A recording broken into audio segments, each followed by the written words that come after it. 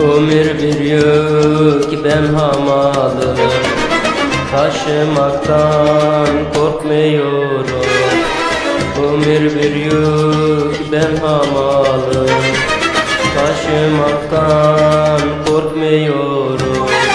Yürüyorum adım adım, yorulmaktan korkmuyorum.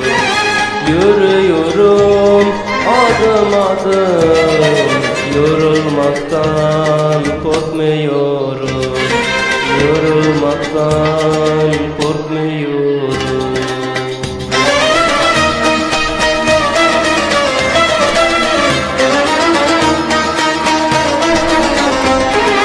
Alışmışım her cefaya, kahrolmaya, ağlamaya. Duyurun bunu dünyaya, yakarmaktan korkmuyorum. Boğulsam dertten, çileden, ümit eksilmez içimden.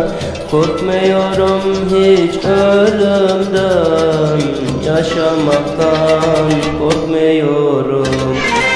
Bir Allah'tan korkuyorum.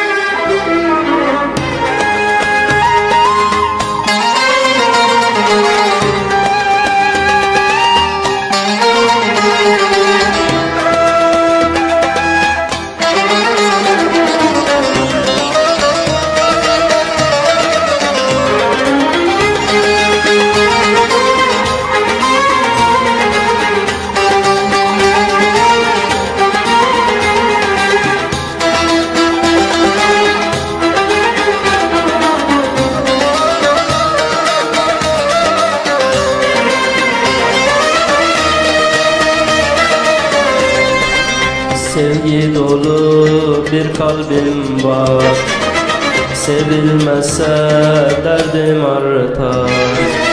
Sevgi dolu bir kalbim var, sevilmezse derdim artar.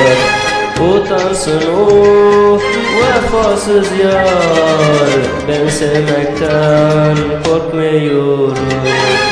Utansın o vefasız yar, ben sevmekten korkmuyorum.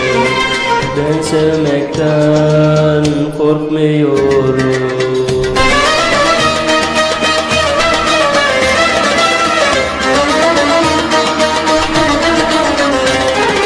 Alışmışım her cefaya, kahrolmaya, ağlamaya.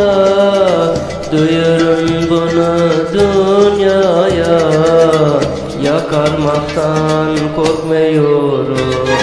Boğulsam dertten, çileden, ümit eksilmez içimden. korkmuyorum hiç ölümden, yaşamaktan korkmuyorum, bir Allah'tan korkuyorum, ben sevmekten korkmuyorum, ölümden hiç korkmuyorum.